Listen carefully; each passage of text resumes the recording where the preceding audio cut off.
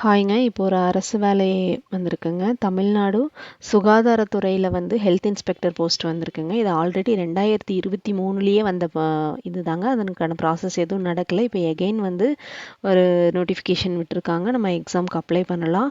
அதனுடைய opening date வந்து 27/10 October 27லேருந்து November 16 வரைக்கும் நீங்கள் அப்ளை பண்ணலாம்.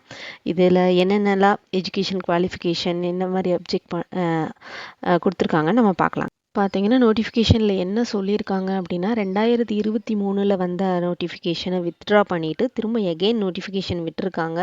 அதுக்கு நீங்கள் அப்ளை பண்ணியிருந்தாலும் கூட நீங்கள் இதுக்கு இன்னொரு டைம் அப்ளை பண்ணணும். இந்த நோட்டிஃபிகேஷன் வந்து முழுக்க முழுக்க மேல் கேண்டிடேட்ஸ்க்கு மட்டும்தான் இந்த நோட்டிஃபிகேஷன்.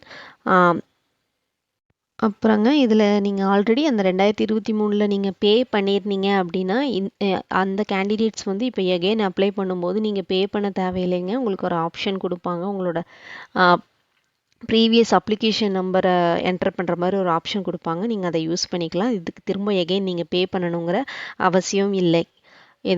இதனுடைய பே ஸ்கேல் வந்து 19,500 to 71,900. இது பார்த்தீங்கன்னா உங்களுக்கு டீட்டெயில்டு வேக்கன்சி ஸ்ப்ளிட் அப்புங்க. இதை நீங்கள் பார்த்துக்கோங்க. என்னென்ன கேண்டிடேட் எந்த மாதிரி கம்யூனிட்டிக்கு எந்த மாதிரி கொடுத்துருக்காங்க அப்படின்னு சொல்லி பார்த்துக்கோங்க. ஓகேங்க. ஆல்ரெடி சொன்ன மாதிரி தாங்க.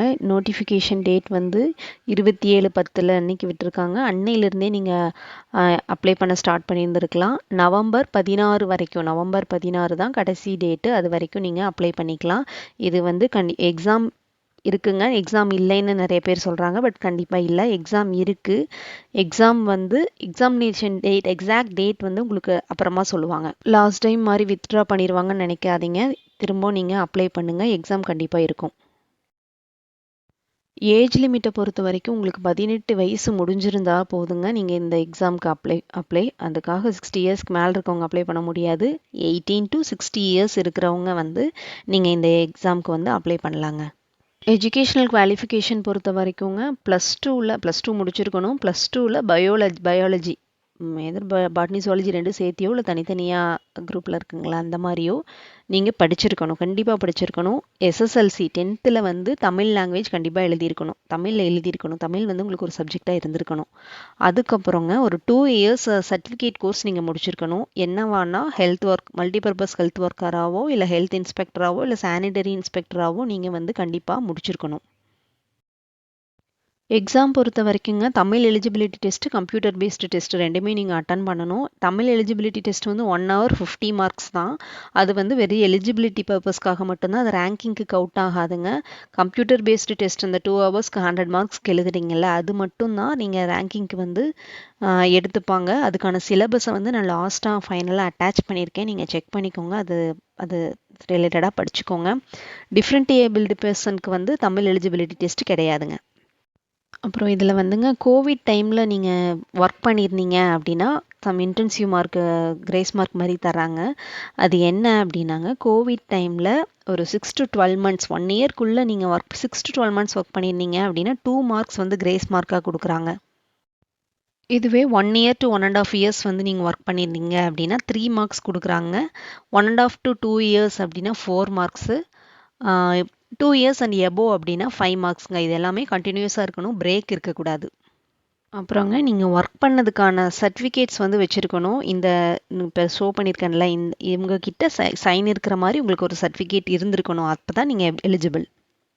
நோட்டிஃபிகேஷனில் கிளியராக சொல்லிட்டாங்கங்க. அந்த கோவிடில் நீங்கள் ஒர்க் பண்ணியிருந்தாலுமே அது சம் கிரேஸ் மார்க் தான் உங்களுக்கு தெரியும், அது தரும். பட் அது 100% நீங்கள் செலக்ட் ஆவீங்கன்னு சொல்ல முடியாது. இந்த கம்ப்யூட்டர் பேஸ்டு டெஸ்ட்டில் நீங்கள் எடுக்கிற மார்க்கு ப்ளஸ் இந்த கிரேஸ் மார்க்கும் ரெண்டும் சேர்ந்து ரேங்கிங்கில் நீங்கள் வந்தீங்கன்னா மட்டும்தான் நீங்கள் செலக்ட் ஆவீங்க.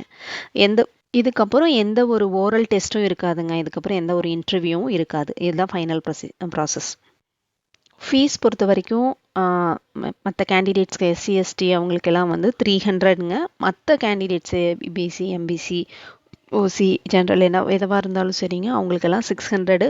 நான் ஆல்ரெடி சொன்னது தாங்க. நீங்கள் ஃபீஸ் பே பண்ணியிருந்தீங்க அப்படின்னா அதாவது 2023 நீங்கள் பே பண்ணியிருந்தீங்க அப்படின்னா இப்போ வந்து எகைன் நீங்கள் பே பண்ண தேவையில்லை.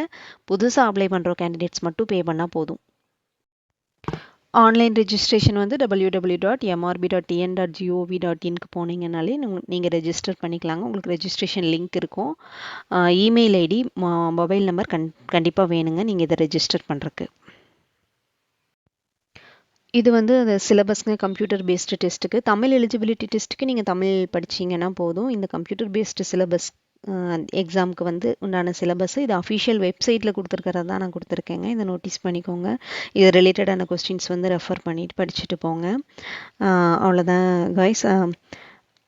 November 16th லாஸ்ட் டேட், அதை ஃபர்கெட் பண்ண வேண்டாம்.